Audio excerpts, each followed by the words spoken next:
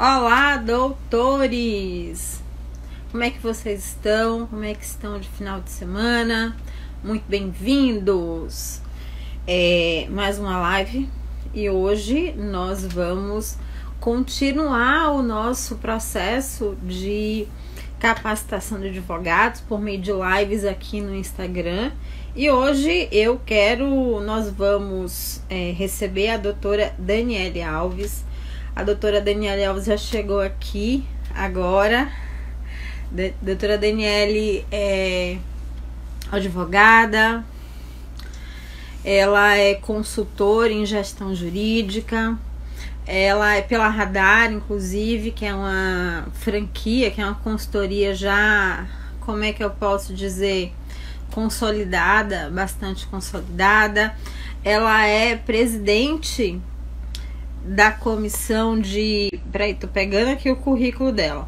Ela é presidente da comissão de gestão de escritórios da AB São Paulo, na subseção de Jabaquara.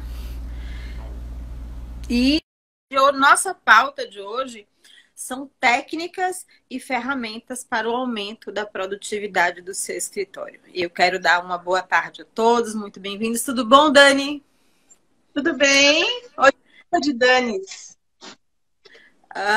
Tudo bom. Duas Danis, verdade. Pessoal, eu gostaria de ouvir de vocês se vocês estão ouvindo a gente, se a recepção está chegando legal, se a imagem está chegando bem. Eu estou vendo bem a Dani, mas na live de ontem vocês começaram a me dizer que minha imagem estava pixelizando. Então, esse feedback inicial é extremamente importante para a gente. Como é que você está, Dani? Fala um pouco sobre você para o pessoal começar a conhecer você aqui também, né? Bom, pessoal, boa tarde para todo mundo. Num sábado à tarde bem gostoso aqui. De quarentena, vamos aproveitar para falar um pouquinho de conteúdo com vocês, né?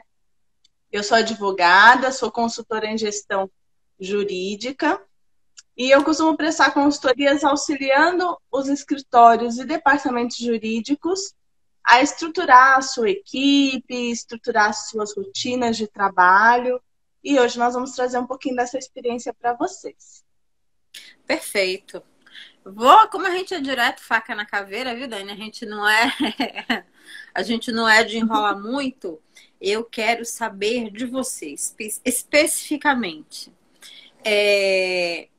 que tipo de estratégia, não vou nem falar de técnica e ferramenta, mas quais estratégias agora que a gente pode utilizar para aumentar a nossa produtividade? Tanto do advogado que trabalha sozinho, como do trabalho do advogado que trabalha em equipe, que mais do que nunca agora está sendo um desafio, né? Isso. Na realidade, hoje nós temos muitas pessoas trabalhando em home office. Aqui em São Paulo, até saiu um decreto ontem, que já foi cassado hoje, que ia liberar escritório para trabalhar e agora não vai mais liberar. Então, tá todo mundo nessa incerteza, né? O que eu quero passar para vocês hoje é que as rotinas de trabalho, fluxos de trabalho bem montados, tudo isso ajuda você a trabalhar seja onde for. Então, sabe aquela coisa? Se você organizar direitinho, você consegue trabalhar onde for. É mais ou menos esse princípio. Então, se você trabalha em home office, é importante você ter uma rotina bem detalhada, uma lista de tarefas, uma boa gestão do tempo, organizar um espaço para trabalhar, o que também serve para o seu escritório. Porque eu vejo muitos advogados, por exemplo, trabalhando no escritório e esperam chegar ao final do dia para começar a trabalhar, né? Durante o dia inteiro ficam apagando incêndio, e lida com uma coisa, lida com outra. Então, o que eu queria trazer para vocês hoje é justamente que essa organização tanto vale para trabalhar no escritório, quanto vale para trabalhar em casa. E tenho certeza que quem estiver aí nos assistindo vai perceber que se você já tinha uma boa rotina de trabalho no escritório, está muito mais fácil trabalhar em casa. Então, você veja, se você tem um fluxo de trabalho definido, por exemplo, com as publicações, agora os prazos estão suspensos, mas ainda há publicações e o ideal é que eles continuem sendo cumpridos. Então, se você tinha uma rotina direito, de ler as publicações, colocar no seu software de gestão, quem tem um software de gestão. Se você não tem um software de gestão, providencie. Tem muitos no mercado. Tem para todos os gostos e todos os bolsos. E isso é o básico para você poder organizar seu dia a dia. Então, se você tem uma importação de publicações no software de gestão, por exemplo, você continua agendando seus prazos, continua lidando com a agenda, e isso vai facilitar muito o seu dia a dia, seja em casa, seja no escritório, seja gerenciando a equipe, seja trabalhando sozinho. Essa, por exemplo, é uma ferramenta... Como começar? Eu tô falando que... como é que a gente organiza essas tarefas? Como é que a gente pode começar? Partindo do princípio que cada um tem seu modelo de organização, vamos dizer assim, cada um se organiza de alguma maneira. De uma maneira, as pessoas sempre, vou encontrar o meu jeito. Como começar? Como estruturar isso melhor dentro de uma linha lógica que seja confortável para o advogado, para que ele possa auxiliar e, de fato, possa cumprir essas tarefas no final do dia. Aquele check, que é muito legal quando a gente passa por isso no final do dia. Ah, meu Deus! Finalmente! Por exemplo, você tem que ter uma boa noção do seu dia a dia, uma boa noção de como seus clientes se comportam, de quais as suas tarefas. Então, a primeira dica que eu dou é: vamos mapear tudo que eu tenho na mão. Então, quantas tarefas eu tenho que fazer, quantas questões pontuais eu vou ter que resolver hoje. Nunca listar aquela lista infinita de tarefas, sabe? Tudo isso eu tenho que fazer. Aquela lista nunca termina. Isso faz mal até para o seu cérebro. Então, busque organizar as suas tarefas para elas caberem no seu dia. Então, uma dica boa, até é uma boa forma de gestão de tempo, e aí serve até para todos, não só para os advogados. Liste as tarefas no seu dia, de modo que elas tenham um horário de começo, meio e fim. Então, você lista todas essas tarefas e vai trabalhando de acordo com aquela listagem que você fez. O ideal é que você faça ela até na véspera, para poder ter aí o planejamento no dia seguinte de uma forma mais confortável. E aí, você listando essas tarefas desde a véspera, chega no dia seguinte, vão aparecer as urgências, então sempre deixa uma janelinha ali para que quando a tarefa não conseguiu ser concluída no tempo que você esperava, você não se desespere. E aí, no final do dia, quando você consegue dar o check, isso faz o seu cérebro ter uma sensação de triunfo mesmo. E isso vai te acostumando a trabalhar com essa rotina mais organizada.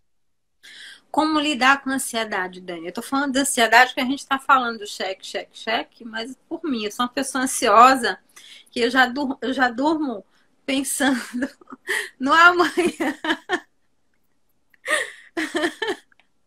Já dorme pensando que roupa que eu vou pôr. Pois é. Como é que faz para lidar com essa ansiedade? Dá para lidar com isso? Dá. Você tem que lidar com essa ansiedade colocando tudo isso na sua organização mesmo. Então, olha que beleza. Você já no dia anterior... Oi? Tá ouvindo? Não, é porque deu uma travada agora, mas já foi. Pode ir. No dia anterior você já tá pensando? Você é ansiosa? Ótimo. Então, pega a última coisa que você vai fazer no seu dia é listar a sua rotina do dia seguinte. Então, no dia seguinte, eu sou advogada, no dia seguinte eu vou de manhã fazer uma peça complexa, então eu vou ter meu horário de foco total, depois eu vou atender a equipe, ver o que eles vão precisar fazer, e aí você já coloca isso desde a véspera numa agenda, e aí esquece. Aí vai dormir tranquila, toma um chazinho, faz uma meditação, vai dormir tranquila. Não tome café não, tome chá. Isso, faz um chazinho, perfeito. E aí você já vai dormir tranquila. No dia seguinte, já está programado o que você vai fazer. É menos uma decisão que você tem para tomar, não é? Porque quando você toma muitas decisões, isso já começa a te cansar desde o início do dia. Então já deixa tudo programado, que o seu dia vai render muito melhor. E se você é uma dessas pessoas que às vezes procrastinam, eu tô com tudo aqui mais ou menos, mas deixa eu beber uma água, vou fazer um café primeiro. Anote todas essas interrupções. Na sua mesma listinha de tarefa, você já vai anotando essas interrupções, que aí no final do dia você vai ver o que te atrapalhou. Se foi o WhatsApp, se foram os e-mails. Porque normalmente eu entro no escritório, quando a gente vai fazer o diagnóstico da consultoria, eu já pergunto qual a sua rotina de trabalho. A primeira coisa que a maioria dos advogados fala é: eu abro a agenda e abro o e-mail. E aí no e-mail eu perco meio-dia. Acabou, né, seu dia? Você ficou lá, responde o e-mail, às vezes você nem resolve todas as situações, só lê o e-mail e deixa para depois. Lê o e-mail e deixa para depois. Então coloca isso numa... Que tanto e-mail para responder é esse que demora 4 horas? Demora, porque uma coisa puxa a outra, né, Dani? Aí você vê uma propaganda interessante no e-mail, você vai clicar lá para saber. Aí você acha que isso é legal. Uma coisa puxa a outra. Quando vê, você está com o portal do G1, mais o portal do YouTube, aí vai buscar uma música. Migalhas, Conju, entendi. Eu já entendi. A questão toda é exatamente o desvio de foco. Dani, na minha carreira, a gente sempre fala isso. Você precisa pautar para não ser pautado. A gente fala bastante isso. Como é que a gente pode aplicar isso no mundo da produtividade ou no cenário da produtividade? Quando eu falo no meu caso, pautar para não ser pautado, organizar, se a gente se organizar em função da nossa própria agenda, para que a gente não sirva a agenda de terceiros. Eu, desde a faculdade, que buzinavam isso na minha cabeça, principalmente com relação ao planejamento e gestão de tarefas. Você precisa ter a sua rotina e não ser demandado do outro, mas você demandar do outro.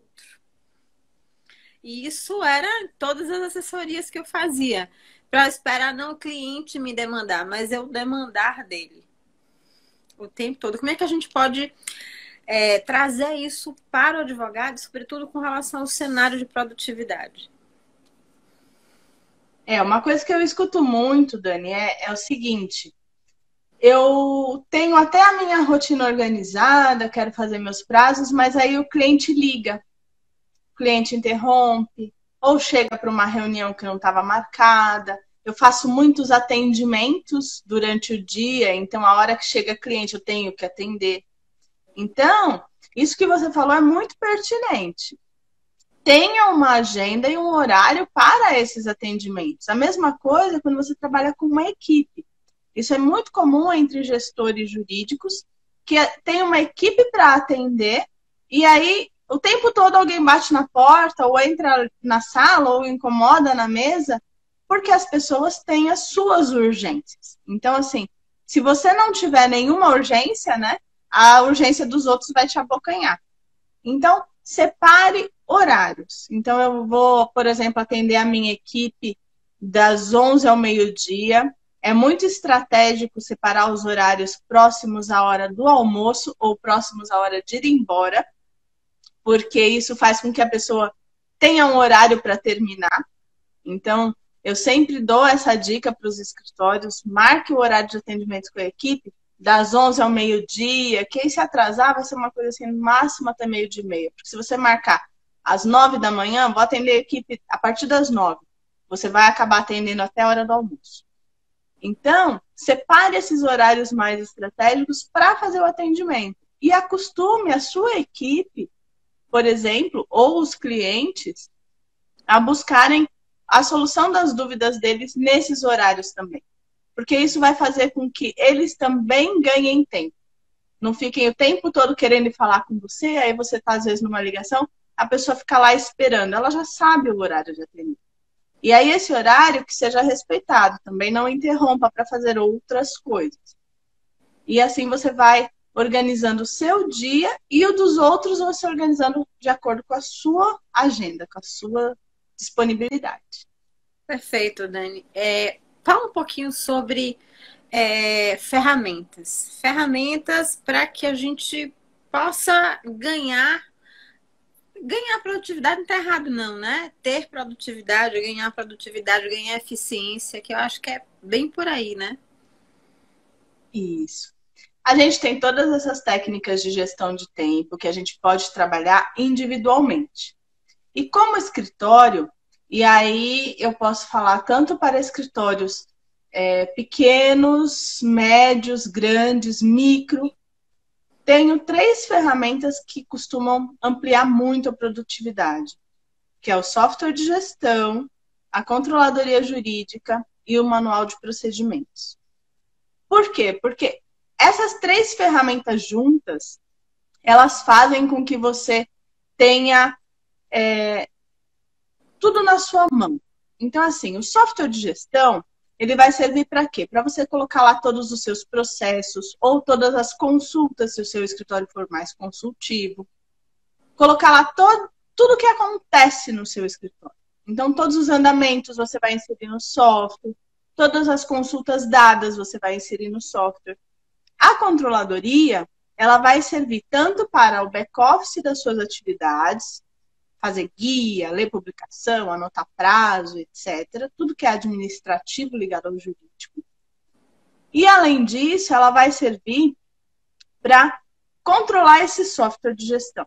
Então, ela que imputa a maioria das informações do software de gestão, ela que tira os relatórios gerenciais que fazem com que você consiga ter um domínio do seu escritório, porque aí você vai entender aonde está indo o seu tempo, se está valendo a pena o valor dos honorários que você está cobrando, qual o tamanho da sua carteira, com que estratégias você pode conduzir os seus casos, como você pode ajudar seu cliente. Você vai ter ali a informação e com a informação você pensa estrategicamente no que o seu cliente está precisando. Porque se você simplesmente pegar novos casos e conduzir processos ou dar consultas apenas de acordo com a demanda do seu cliente, você não consegue ter uma visão global para falar, espera, mas talvez esse produto que eu trabalhei com o cliente A, eu possa aplicar no cliente B. Essa estratégia de negócio que funcionou para um, pode funcionar para outro. Cabe a você, advogado, mostrar para o seu cliente as possibilidades que ele tem. E isso você só vai conseguir se você conhecer o negócio dele, conhecer a carteira dele, conhecer como ele demanda você. Então, um software bem alimentado e uma controladoria que busque esse tipo de informação dentro do seu software vai te auxiliar nesse sentido. E o manual de procedimentos, ele vai servir para você não ter tudo na sua cabeça. E nem pior, na cabeça do controller, na cabeça do fulano, do ciclano, do beltrano, um pedacinho em cada cabeça. E aí, se alguma dessas cabeças sai do seu escritório por algum motivo, você perde uma perna do seu procedimento. Então, o manual de procedimentos, ele faz com que você consiga ter fluxos de trabalho, ter padrões e trabalhar com eles, de modo que eles não se percam, que eles só sejam melhorados. Então, essas 3 ferramentas são as principais. Dani, eu queria que você colocasse a importância dos padrões. Por que é importante ter padrões? Sobretudo no processo de gestão. Pode falar. Os padrões, eles vão ajudar você manter a sua produtividade. Por quê? Diz que o nosso cérebro tem uma capacidade finita de tomar decisões. Quanto mais a gente padroniza as coisas, mais a gente faz com que o nosso cérebro não tenha que tomar decisões, ele vai agindo no automático. Então, transporte isso para o seu escritório. Quanto mais no automático ele agir, mais fácil que as rotinas que você pensou mantenham-se estabelecidas. Se você recebe um caso novo e você sabe que ele tem que ser cadastrado no software, quais os prazos que você já pensou que ele tem que ter ali agendado, tudo certinho, você não tem que dar essa orientação a cada vez que um caso novo chegar. Ele vai entrar na sua estrutura e ou o estagiário ou você mesmo já vai imputar aquilo, por exemplo, na agenda, no software, ou se você não tem software, na sua planilha de Excel. E aí você vai imputar todas as informações corretamente. Você não vai ter que ficar pensando, não vai ter o risco de esquecer alguma parte. Então, o padrão não é que você vai ter tudo robotizado, que as pessoas não vão pensar. Você vai ter tudo facilitado para que as pessoas não se esqueçam. E aí, no esquecimento, vem o erro. Não, é organizado, você está falando. Organização, inclusive, com controle de prazos, né? Inclusive, com tudo, com tudo. Até mesmo para o recebimento de honorários. Um problema muito comum nos escritórios acontece que, por exemplo, você fecha um contrato onde você vai receber por ato e no êxito. E aí, a cada ato, você tem que emitir uma nota fiscal. Só que sem a organização e sem o padrão, seu financeiro não sabe que aquele ato é faturável ou não. Normalmente, os escritórios têm diferentes tipos de contratação, então não é para todos os casos que vai acontecer dessa forma. E aí, você não tendo padrão, você acaba perdendo dinheiro, porque você vai esquecer de faturar, por exemplo, o recurso, faturar o êxito. Aí, quando lá na frente o processo já acabou faz anos, você se lembra, vai ficar até sem graça de falar para o cliente: olha, eu tinha os honorários para cobrar em 2018, que eu lembrei, agora vou te cobrar, tudo bem? E o seu cliente vai falar: nossa, imagina como ele toca meu processo, né? Se nem de faturar ele lembra. Se nem do dinheiro dele ele está gerindo, imagine Imagina o meu processo, imagina, será que esse cara realmente sabe conduzir a carteira? Melhor eu tirar. Fala um pouco mais do processo de controladoria, considerando assim que creio eu que a maioria dos advogados aqui, deixa eu fazer uma pergunta, vocês conhecem bem o processo de controladoria jurídica? Coloque aqui nos comentários, fala um pouquinho sobre o processo de controladoria, porque assim, nem todos os advogados estão, digamos assim, cientes e apropriados do termo, porque a controladoria é muito comum entre o ambiente de gestão. Mas aqui na rede a gente também tem muito advogado autônomo que não está tão apropriado desses termos. Acho interessante a gente explicar melhor. Perfeito. A controladoria é um departamento, mas pode ser composto de uma pessoa, o controle. Porque eu escuto muito que a controladoria é para os grandes escritórios e para os massificados. Não é verdade, tá? Então, a controladoria, ela funciona como um relógio. E é onde tudo começa e tudo termina.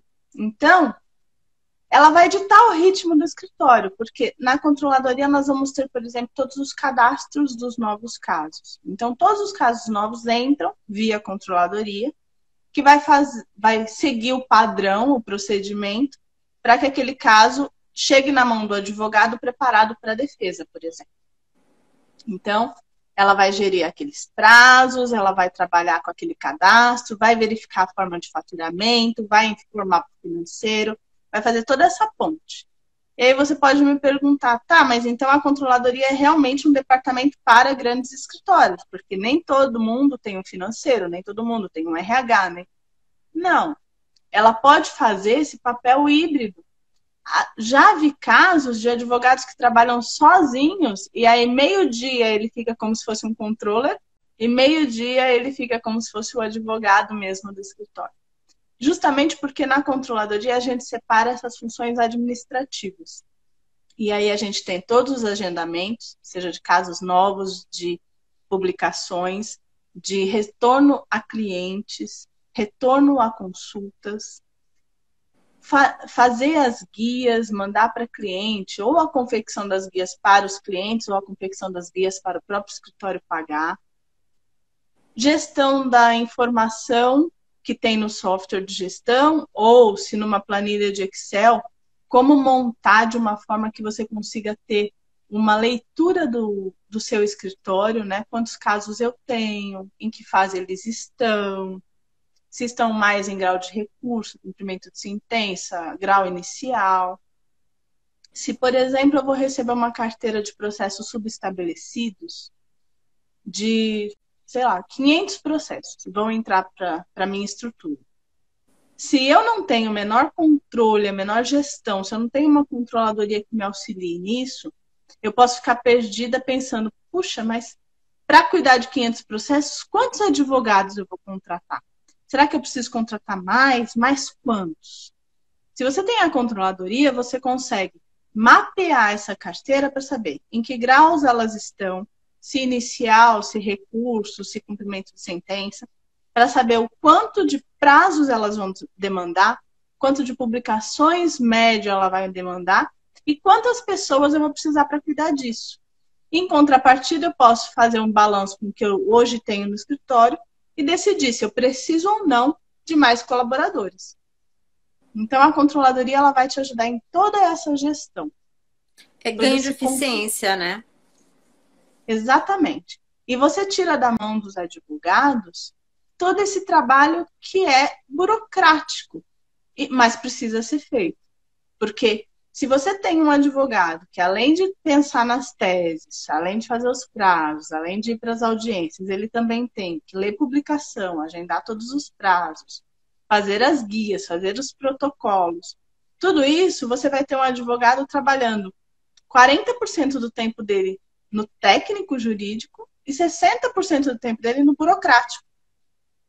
Se você transfere... Ele não vai ter tempo nem de atrair cliente para o negócio jurídico dele. Não vai nem não vai nem estar girando.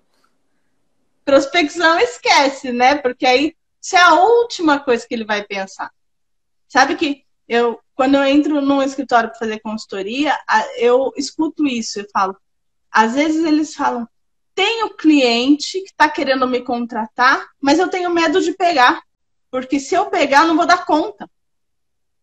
Então você vê que o problema acaba sendo pior, né? Porque se a grande dificuldade de todo mundo é conseguir cliente, e eu escuto muito das pessoas falando, eu tenho cliente, mas eu tenho medo de pegar. Não, eu também escuto isso. Eu escuto isso e eu fico apavorada, porque isso quer dizer que a rotina do escritório está tão burocratizada que o advogado não está priorizando o que é importante, que é exatamente a atração e agregar o dinheiro novo, que a gente fala, o cliente novo no processo.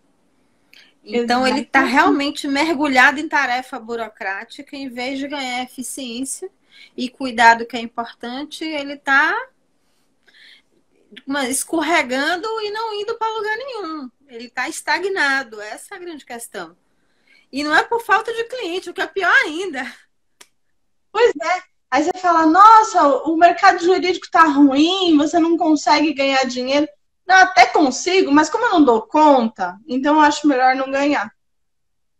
E aí fica afundado aí em tantas burocracias, né? Então, se você separa isso, põe um pouco para a controladoria e o técnico para o técnico e o burocrático para a controladoria, você ganha não só a eficiência de tirar isso da mão do advogado, que é a sua mão de obra mais cara, como ganhar segurança. Porque aí você faz tudo padronizado, tudo certinho, sem correrias, e aí você consegue não ter erros, né? E não ter prejuízos, como perdas de prazo, esse tipo de coisa. Perfeito, Dani. Sabe uma coisa que eu escuto muito também, sobretudo, que eu falo que é a dor do crescimento. Quando o escritório, porque assim, até então ele estava organizando tudo em Excel, no máximo um software de controle de prazo, um software jurídico de controle de prazo, e eu falo que isso é a dor do crescimento, porque normalmente eles chegam para mim e perguntam, nossa, eu acho que eu não sei mais nem advogar, porque eu estou perdendo todos os prazos, contratei advogado, mas as peças estão horríveis e eu não sei, porque nem atender o cliente, nem fazer as peças e não estou conseguindo lidar com os prazos. E agora, o que é que eu vou fazer? Como é que você faz? Eu não dou conta, né? Eu não dou conta de olhar. E ainda está estressado falando, eu não dou conta de olhar tudo. E a desculpa é que o advogado tem que advogar. A desculpa, porque ele poderia estar gerindo o próprio negócio jurídico. é um problema, e eu acho que isso é um problema da formação mesmo, só advogada. Então, eu sei que na faculdade ninguém ensina ninguém a gerir um negócio. Ainda tem essa coisa de que o escritório de advocacia não é um negócio. Como assim? Né? É um negócio sim, tem que ser administrado sim. E se você não tem a menor aptidão, ou você busca um sócio com essa aptidão, ou você põe um administrador para te ajudar. Mas você precisa gerir o seu negócio. Você não pode ficar absorto em fazer as melhores teses. Eu já ouvi assim, alguns advogados falando, não, eu faço questão de montar minhas teses uma a uma. Esse trabalho artesanal é o diferencial do meu escritório. Ótimo. Mas não se esqueça que alguém tem que gerir seu negócio. Senão, você vai fazer uma... E já que a tese é artesanal, ele precisa pelo menos ter um honorário também correspondente ao compromisso dele com tese. No mínimo. Né? Ele não, acredito eu que ele seria um quê? Deixa-me falar, uma boutique. Acredito eu que ele seria uma boutique. Aí entra, né? Se ele for um advogado que advoga para muitas outras áreas, fica mais complicado ainda o processo de controladoria, né, Dani? Exatamente por não ter é complicado você ter a questão do padrão quando você atua como diversas frentes, né? Isso. A controladoria, ela tem que ter esse talento, tá? E aí é muito do controller, né? O controller é um tipo de profissional que está aparecendo muito agora no mercado. E é difícil. Tem um até aqui agora aqui na live. Controller legal. Ah, eu conheço ela, muito competente, muito bacana. Ela faz uns posts ótimos. Tudo bem? Então, a controladoria, ela vem para auxiliar mesmo quando tem muitas áreas. Mesmo se você tem consultivo e contencioso. E aí você precisa ter um controller realmente bem dinâmico, bem entendido da administração, porque a gente vai trabalhar com o máximo padrão possível, mas não esquecendo de cada peculiaridade, e às vezes você tem peculiaridades entre clientes. Então, ainda que você tenha, por exemplo, muitos casos, se você atuar só no trabalhista, mas você tem 2 principais clientes que têm peculiaridades muito específicas. Então, você, embora consiga ter um padrão, você tem que também saber lidar com essas exceções. Então, a controladoria ela vai poder te auxiliar nisso. Não é indicado, eu já ouvi também alguns escritórios falando isso, ter uma controladoria para cada área. Ah, eu vou ter uma controladoria para o consultivo, uma controladoria para o trabalhista, outra para o penal. Não dá. É uma e um controller só. O que ele vai ter são braços que vão auxiliar com as peculiaridades. E aí a gente padroniza o máximo possível. E a parte de contrato também, né? Já que nenhum contrato nenhum é igual ao outro. Contrato e consultivo, né? É claro que a controladoria acaba auxiliando no braçal muito mais o contencioso. Mas a parte de contratos e consultivos também é muito importante que a controladoria auxilie. Por quê? Porque sempre tem aquele cliente que é mais exigente e o cliente menos exigente, né? Então, o que acaba acontecendo nessas duas áreas, tanto contrato como consultivo? O mais exigente consegue tudo no estalo, rapidinho. E o menos exigente, que é aquele cliente compreensivo, mas que também é seu cliente, ele acaba ficando lá para o fim da fila. Quando você ele observa tudo. Ele não fala, mas ele observa tudo, o que é pior ainda. Exato. Aí quando você vê, tem uma consulta dele esperando faz 2 semanas e a do outro cliente passou um monte na frente. A controladoria também auxilia nessa fila, para que todo mundo consiga ser respondido dentro do prazo e para que você também calcule as horas dessa consultoria. Veja, se você tem um contrato que já paga horas fixas, sei lá, o seu cliente paga por 80 horas mês. Ele já paga isso. Muitas vezes o escritório nem se preocupa em bilar essas horas no timesheet. Ah, ele vai pagar 80, eu vou trabalhando. Só que aí o escritório não sabe se ele está pedindo mais do que 80, menos que 80. Se ele está pedindo mais, você está se dedicando mais do que está recebendo. É um problema. Se Ou ele está você pedindo informa, não, se você tem um controle, você informa que já ultrapassou as horas e se ele quer estender o prazo, que, enfim, os honorários vão ser cobrados depois. Exato. E o menos também é preocupante, porque se aquele cliente está pagando 80 horas e está te usando 10, imagina como é que você vai se tornando dispensável para esse cliente. Uma hora ele vai perceber que ele quase não está acionando o seu escritório. Então, se você tem esse controle, a controladoria te dá isso, você consegue estar sempre medindo esse cliente, né? E aí você mostra para ele, olha, cliente, mês passado, mês retrasado, e o outro, você ocupou 100 horas. Eu não quero ficar te cobrando hora extra, porque é mais cara. Vamos rever esse contrato? Se você tem esses dados, o cliente aceita muito melhor, é como a controladora está falando. Se você tem esses dados, é mais fácil rever o contrato do que você chegar e falar, escuta, você não acha? Sem base nenhuma, né? Ele nunca vai achar. Ela está perguntando se a única ferramenta é o time shift. Eu gosto do time shift não só por causa da controladoria, não. Eu gosto do time shift porque o advogado precisa ter noção do valor da sua hora, que é diferente do valor do estagiário, do valor do advogado júnior.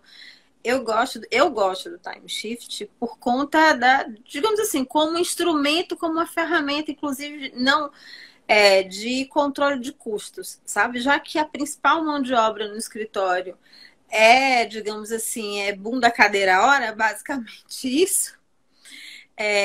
Digamos assim, é muita atividade intelectual. A forma da gente medir, embora seja falha, é o tempo. Porque nós somos profissionais que a gente ganha por hora. E é bacana, porque aí você consegue até precificar melhor, né? Algumas carteiras que você tem uma precificação, de repente, mais baixa, vale a pena você colocar só para um advogado júnior tocar. Então, o timesheet é uma ferramenta ótima e é a melhor realmente principalmente para o consultivo e contratos. Você consegue trabalhar um pouco com o número de consultas e tal, mas não fica um controle muito bom. Diferente de trabalhar no contencioso com quantos prazos a pessoa faz, que é um pouco mais factível, o timesheet te dá exatamente o que está acontecendo. Porque, assim, mesmo que você está trabalhando uma tese numa defesa de contencioso, uma é diferente da outra. Em uma você pode usar meia hora para trabalhar e na outra você pode usar 2 horas, 3, até mais. Então, o timesheet é ótimo para você medir sempre o tempo que você está gastando. E aí, você tem que trabalhar muito com como a pessoa lança esse timesheet, né? Para que não haja distorções, porque às vezes o timesheet é lançado no achômetro. E aí você consegue trabalhar de uma forma a educar, treinar mesmo o seu time e mostrar a importância da ferramenta. Tem uma pergunta aqui, advogada delas. Está perguntando como é que descobre o valor da hora dela de trabalho. Você vai estabelecer o que eu gosto de falar de prolabore. Primeiro ponto é você organizar a parte financeira do escritório, estabelecer para você um prolabore mensal aceitável, que dê para, no mínimo, cobrir seus custos inicialmente, entendendo que os seus custos são seus e não são do escritório. Então, você precisa separar vidas financeiras do escritório e vida financeira pessoal. Começa por aí. Você vai entender um pouco do que é custo fixo, custo variável. E o time shift que está falando, que é o valor da hora dentro do seu prolabore, considerando que você também vai pagar imposto, você vai estabelecer um valor, vai dividir isso mais ou menos. Se você der uma carga de 8 horas por dia, por exemplo, carga horária, você vai dividir isso dentro da carga horária de 8 horas por dia e elevar isso a 30 dias. Ou pelo menos a 20 dias, que é o prazo que a gente tem de dia útil, né? Durante o mês. E aí você vai encontrar o valor da sua hora de trabalho, sua hora trabalhada. Falei certo, Dani? Perfeita, sem nenhuma ressalva. Eu gosto muito dessa ferramenta. Embora a gente utilize muito para precificar, eu normalmente eu gosto de colocar o advogado livre para ele entender o seguinte: olha, a precificação pode ocorrer dessa maneira, mas você, na hora de dar o preço, você não precisa utilizar esse instrumento. Importante que você tenha consciência disso para você ter uma janela de valores com relação à negociação. Até porque não é só você aplicar a tabela do AB e achar que está tudo bem. Não é assim que a coisa rola. Ainda mais hoje em dia que existe uma flexibilidade grande e que o cliente ele já negocia, ele já entra no jogo negociando por preço. É preciso levar isso, colocar isso na cabeça, porque isso faz parte do jogo. Então não é para o advogado se sentir ofendido. Faz parte do jogo como qualquer outra carreira. Então você já vai entrar, digamos assim, com a inteligência emocional e com o coração aberto para que isso aconteça. E vai trabalhar dentro de uma janela de negociação. Até onde você vai e até onde você para. Simples assim. Até porque esse preço não seja também aviltante, né? Porque se você não tem a menor Sem ideia dúvida. do qual é o mínimo que você precisa para trabalhar, para manter sua estrutura, para ter um prolabore aceitável, aí você vai perdendo o valor do seu trabalho para competir por preço e às vezes não vale a pena. Outra coisa, Dani, é o seguinte: você não pode querer que um cliente seu pague os seus honorários, seja o único cliente que pague o completo valor dos seus honorários. Você precisa entender o que é o seu time shift, o valor da sua hora, exatamente para entender quantos clientes precisam entrar no escritório que seja aceitável para você ganhar exatamente o que você decidiu com relação ao seu prolabore. É inadmissível que você tenha um cliente só pagando 100% do seu prolabore. Isso quer dizer que você praticamente é funcionária desse cliente, que você está trabalhando como uma CLT. Estou errada? Perfeito. E aí você acaba, de qualquer forma, perdendo seu valor, porque aí você vai fazer de tudo para que aquele um cliente continue ser um cliente para sempre. Você não vai sair para prospectar outros clientes, você não vai nada. Então, assim, você tem que sempre lidar com bastantes quantidades de clientes, você tem que escolher sempre. E tem aquele cliente que, de repente, para você não vai valer a pena. Você tem que ter isso na sua mente também. Então, você tem que saber que nessa precificação, nessa hora, o cliente pode não valer a pena, não necessariamente porque não pague, mas porque o trabalho que ele vai te dar, às vezes não vai pagar os honorários. Então, assim, tem toda uma questão de você analisar. Se você sabe o seu prolabore, que para você é desejável, se você sabe o custo do seu escritório, como ele está andando, qual vai ser o investimento que você vai ter que ter para ter uma carteira maior de repente, você consegue pensar com essa visão de negócio. Porque às vezes eu vejo também que o escritório pega, por exemplo, um cliente, uma grande empresa, e aí essa empresa vai pagar um valor que a princípio parece ótimo de honorários, só que a carga de trabalho é tamanha que vai falir a sua estrutura. E aí você vai ter que contratar. E aí acaba que não compensa. Então, se você não tem essa ideia de negócio, essa ideia de precificação, valor da sua hora, qual é o direcionamento que você vai dar para a sua advocacia, você acaba não conseguindo saber qual cliente vale a pena ou não. Às vezes um cliente que paga menos, mas vai te dar menos trabalho, ele está, na verdade, pagando mais do que aquele outro que vem com um checão, né? Isso, perfeito. Dani, daqui a pouco o Instagram derruba a gente, sabe? Eu tô só colocando isso. É no instante, né? Muito rápido.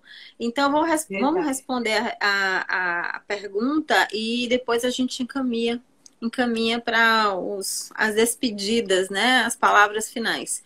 O que vocês consideram uma boa divisão de prazos? Quando vocês consideram que uma equipe não está cheia ou está faltando profissionais? Aí você tem que pensar exatamente na sua produtividade. Então, assim, você separou o que é burocracia do que é técnico, as pessoas estão conseguindo trabalhar de uma forma confortável, estão rendendo, porque assim, a gente tem que ter um equilíbrio entre escravizar as pessoas, né? Que muitos advogados falam, enquanto não der meia-noite eu não vou embora do escritório. Não pode ser assim, as pessoas têm que ter vida, né? Então, você tem que conseguir manter os prazos, assim, nunca no fatal, deixar uma folga de trabalhar no D-1, D-2. Se todo mundo está conseguindo manter essa rotina, manter o trabalho dessa forma, a princípio tá ok. Aí você tem que olhar pelo outro lado para ver se não tem muita gente trabalhando. Então, verifique se tem muita gente ociosa, como é que estão as produções, se dá para fazer alguma outra coisa. Porque às vezes você não vai fazer peça, mas vai fazer um artigo para o marketing, você vai fazer um parecer, uma tese diferenciada, alguma outra questão para que esses advogados não fiquem ociosos. Agora, se sempre ficarem ociosos, aí você está com muita gente. Aí você vai ter que repensar aí a sua estrutura. Treinamento e boa divisão de trabalho são as chaves. Assim. Perfeito, Dani. E equipe motivada, né? Equipe com garra, com vontade de trabalhar para não estar procrastinando atividade, coisa que poderia ser feita hoje, está sendo feita daqui a uma semana. Não tem lógica. Exato. Dani, vamos chegando ao final. Daqui a pouco o Instagram derruba a gente. E eu queria que você começasse, desse suas palavras finais, seu recado final.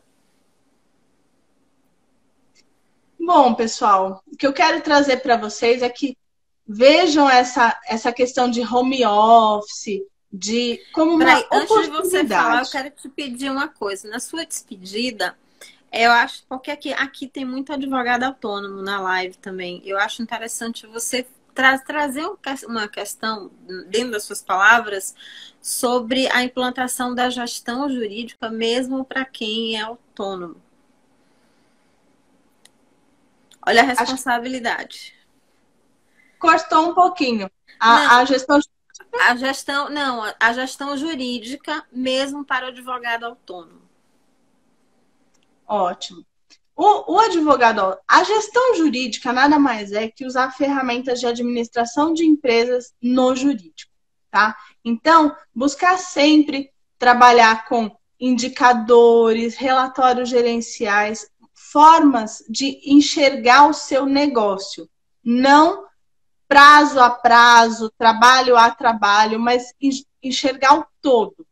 Quanto mais você enxerga o todo, e aí seja você autônomo ou um grande escritório, tanto faz. O que importa é você enxergar esse todo e poder mapear como você vai atuar de uma forma mais eficiente. Quais os padrões, quais os riscos que você tem, como você pode fazer para mitigá-los. E assim você vai conseguindo entender o seu negócio e até saber, é hora de contratar mais alguém? Ou eu continuo trabalhando sozinho? Você só vai conseguir ter essa concepção quando você parar de olhar caso a caso e olhar o todo. Quando vale a pena você buscar um cliente que vai te dar um trabalho que você não vai conseguir absorver. Parece que travou aqui o vídeo de Dani. Oi, travou, não ouvi o final. Travou? Você vai ter que começar olhando o todo a justamente pensar qual cliente que você vai buscar, se você vai conseguir atender sozinho, se você vai conseguir atender com uma equipe. Então, a dica que eu dou é procurem olhar o todo para poder decidir o rumo do seu negócio. Se vale a pena crescer. Tem gente que, por exemplo, tem uma pizzaria e quer fazer 10 pizzas por noite. É isso que quer fazer para não ter que contratar outro pizzaiolo. Se é o seu caso, tudo bem. Tenha isso em mente e trabalhe com isso. A mesma coisa para a advocacia. Eu quero ter 3 clientes, 4 clientes. Tudo bem? É o que você quer? Está confortável para você? Então, trabalhe com isso. Conheça todo o seu negócio para que não seja surpreendido com meio cliente. Perfeito, Dani. Gente, eu quero agradecer a Dani pela disponibilidade, por estar aqui com a gente, emprestando o sábado dela para esse encontro. Eu quero deixar meu recado final, porque daqui a pouco a live termina, e dizer que não existe tamanho para você implantar a gestão jurídica. Se você deseja cliente, uma gestão organizada, se você pretende viver bem, eu digo viver bem da sua advocacia, pensa que você é o gestor de um negócio jurídico e, como tal, precisa sim pensar em ferramentas como de produtividade, de ganho de eficiência, de ganhos financeiros, inclusive, para entender quantas pessoas são capazes, pessoas estratégicas, capazes de estar junto com você nessa jornada. Porque não é só uma questão de contratar ou não contratar. Quando você já tem parceiros, você de alguma forma já está descentralizando essa gestão. Então precisa de ferramenta de controle, sim. E o fato de vocês estarem sozinhos não quer dizer que é uma administração desorganizada. Então é preciso, mais do que nunca, já que você está sozinho, começar a obter conhecimento dessas ferramentas, atuar proativamente, porque quando o crescimento chega, que eu falo a dor do crescimento, quando o crescimento chega, não lhe mata no meio do caminho. Tem muito escritório que quebra exatamente no ato de crescer, porque não se preparou para esse momento. E quando a gente fala de gestão, é você se preparar. Nada mais é do que você se preparar para crescer, tá? Eu quero mais uma vez agradecer a Dani, agradecer a todos que estão aqui e dizer que na segunda-feira a gente retoma o nosso projeto, que semana que vem tá com força total. Abraço enorme, Dani, muito bom lhe ver aqui. Obrigada, pessoal. Pensem sempre que a gestão vai dar qualidade de vida além da qualidade financeira. Então, assim, tudo que for bem organizado com as ferramentas de gestão só tende a crescer, só tende ao sucesso. Abraço grande, pessoal. Tchau. Tchau.